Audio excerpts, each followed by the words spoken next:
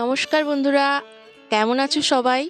আশা করি সবাই ভালোই আছো। তো আজকে আবারও একটা নতুন ভিডিও নিয়ে চলে এসেছি। আজকে চলে এসেছি আমি নীল ষষ্ঠী উপলক্ষে তোমরা কিভাবে উপোস করবে, কবে করবে সেই নিয়ে বিস্তারিত জানাতে।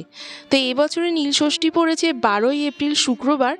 তো সেই উপলক্ষে কি দিয়ে অর্থাৎ কি উপকরণ দিয়ে কিভাবে পুজো করবে সেটা নিয়ে আমি একটা ভিডিও তৈরি করেছি। তো দেখো এখানে কি উপকরণ লাগবে আমি তোমাদের সাথে একটা লিস্ট বানিয়ে শেয়ার করব। তো প্রথমেই আমি মহাদেবের অভিষেক করব এবং তার জন্য কি উপকরণ লাগবে একটু দেখে নাও। সিদ্ধি আতপ চাল অর্থাৎ গোটা আতপ চাল, কাঁচা দুধ লাগবে, ঘি, মধু, চন্দন, জব, ডাবের জল, তিল, চিনি, দই, গঙ্গার জল, পৈতে লাগবে একটা, আর ঘিয়ের প্রদীপ, আর একটা নতুন মাটির প্রদীপও তোমরা কিনে নেবে। ফুল যা লাগবে আকন্দ ফুল, ধুত্রা ফুল, বেলপাতা, অপরাজিতা ফুল। আর ফল লাগবে হলো কাঁচা আম, পাকা বেল, কলা, শশা এবং কাটা এক ধরনের ফল হয় গোল, সেই ফলটা শিবকে তোমরা অর্পণ করবে। তো চলো এবার পুজো শুরু করা যাক। প্রথমে আমি পঞ্চামৃতটা বানিয়ে নেব। তো পঞ্চামৃত বানাতে আমার যা লাগবে সেটা হলো কাঁচা দুধ। কাঁচা দুধের মধ্যে আমি চিনি দিয়ে আগে থেকেই মিশিয়ে রেখেছি যাতে চিনিটা আগেই গুলে যায়। এবার একটু দুধ নিয়ে নিলাম আর তার মধ্যে একটু মধু দিয়ে দিলাম। 1 চামচ বা হাফ চামচ যতটা পরিমাণ তোমাদের ইচ্ছা মতো দেবে। এবার এর মধ্যে আমি একটু দই দিয়ে দেব। আর দই দেওয়ার পরে যেটা বাকি থাকছে সেটা হলো ঘি আর চন্দন। তো এটাই হলো পঞ্চামৃত, আর এই পঞ্চামৃত দিয়ে আমি কিন্তু ভোলানাথের অর্থাৎ বাবা মহাদেবের আমি অভিষেক করব প্রথমে। তো ঘরে শিবটা যে অবস্থায় থাকে শিবের লিঙ্গ, সেই অবস্থা থেকে পুজো করার জন্য আগে অভিষেক করার প্রয়োজন হয়ে থাকে। তো আমি এবার 5টা উপকরণ খুব ভালোভাবে একসঙ্গে মিলিয়ে নিচ্ছি এবং তোমরাও এভাবে মিলিয়ে নেবে। তারপর একটা পরিষ্কার পাত্র নিয়ে নেবে যেখানে তোমরা ঠাকুরকে চান করাও। এবার পঞ্চামৃত দিয়ে শিবকে আমি চান করিয়ে দিলাম। এবার ভালোভাবে আমি পরিষ্কার করব খুব যত্ন সহকারে। মহাদেবের সারা গায়ে আমি এই পঞ্চামৃতটা লাগিয়ে দেব। তো বন্ধুরা, এইভাবে তোমরা পঞ্চামৃতটা লাগানোর পরে এবার জল দিয়ে পরিষ্কার করে আমি ধুয়ে নেব। এবং চাইলে এক্ষেত্রে তোমরা গঙ্গার জল ব্যবহার করতে পারো, আবার তোমরা এমনি কলের জলও কিন্তু ব্যবহার করতে পারো। যাদের কাছে যেরকম অ্যাভেলেবেল আছে তো তোমরা সেই জল ব্যবহার করবে। এরপরে তোমরা কি করবে?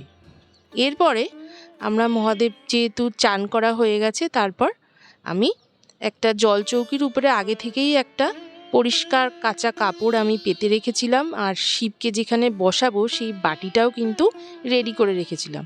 এবার শিবকে আমি বসিয়ে দিয়েছি আর প্রথমেই দিয়ে দিয়েছি সিদ্ধি। সিদ্ধি এরকম দোকানে গেলে খুব অল্প দামে তোমরা পেয়ে যাবে। এরপরে দিলাম গোটা আতপ চাল, আর আমার কাছে জবও থাকে, সেই জবও আমি শিবকে কিন্তু অর্পণ করি। এবার দেব আমি আকন্দ ফুলের মালা। আকন্দ ফুলের মালা এই সময় খুব পাওয়া যায়। তারপরে দিয়ে দিলাম ধুত্রা ফুল। ধুত্রা ফুল তো বিভিন্ন রঙের হয়, তো যাদের বাড়িতে গাছ নেই তারা বাজার থেকে পেয়ে যাবে। এরপর দিয়ে দিলাম অপরাজিতা ফুল নীল রঙের। তারপর দিয়ে দিলাম গাঁদা ফুল। আর সাদা ফুল তো শিবের ভীষণই প্রিয়, তোমরা অন্যান্য সাদা ফুলও কিন্তু ব্যবহার করতে পারো। এছাড়া এই পুজোতে যেটা অবশ্যই লাগবে সেটা হলো কাঁচা আম। এই সময় কাঁচা আমের দামটা কিন্তু খুব বেড়ে যায়। এবার আমি দিয়ে দিলাম অখণ্ড বেলপাতা, অর্থাৎ বেলপাতায় যেন কোনোভাবেই খুঁত না থাকে, আর বেলপাতায় যেন 3টে পাতা থাকে। পরিষ্কার করে বেলপাতা ধুয়ে নিয়ে আমি মহাদেবকে অর্পণ করে দিলাম আর মন্ত্র বললাম, ওং নমঃ শিবায়, ওং নমঃ শিবায়, ওং নমঃ শিবায়। এবার আমি যেটা করব সেটা হলো নীলের বাতি দেব। নতুন একটা মাটির প্রদীপ নিয়েছি এবং তাতে কিছুটা ঘি দিয়েছি। আগে থেকে আমি তুলো দিয়ে সলতে বানিয়ে রেখেছিলাম আর তার মধ্যে বেশ ভালো করে ঘি মাখিয়ে রেখেছিলাম যাতে ভালোভাবেই আগুনটা ধরে যায়। তারপর আমি আগুনটা জ্বালিয়ে দিলাম, দেখো ভালোভাবে ধরে গেছে। তারপর আমি মহাদেবকে ভালোভাবে আরতি করে নিলাম, নিজের মনস্কামনা জানিয়ে নিলাম, প্রণাম করে নিলাম, আর সামনে যে তেলের প্রদীপটা রয়েছে সেই প্রদীপটাও জ্বালিয়ে দিলাম, ধূপকাঠিও জ্বালিয়ে দিলাম। তারপর ভালো করে আমি শিবের আরাধনা করছি, এখন আরতি করছি। তোমরাও এইভাবে ভালো করে আরতি করবে। আর এই যে নীল ষষ্ঠীর উপোসটা, এটা তো সবাই জানো যে সন্তানের মঙ্গল কামনায় মায়েরা করে থাকে। এবার শিবকে, বাবা ভোলানাথকে আমার ফল অর্পণ করার পালা। আমি প্রথমে গোটা ফল দিয়ে দিলাম, একটা কাটা ফল, এবার দিয়ে দিলাম একটা পাকা বেল, এরপরে যেটা দেব সেটা হলো কাঁচা আম।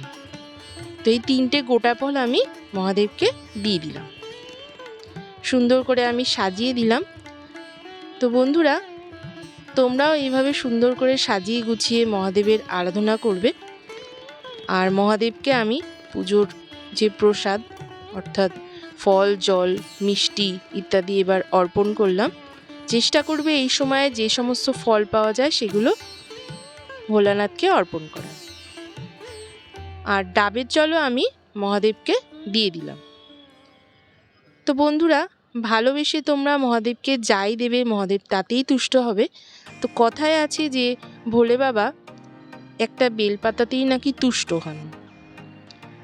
তো সেই কথাই কিন্তু ঠিক। এবারে দেখে নেওয়া যাক এবছরে অর্থাৎ 2024 1430 বাংলাতে নীলের বাতি তোমরা কখন দেবে। বিকাল 4:11 থেকে 5:53 এবং সন্ধ্যা 7:23 থেকে রাত 8:56।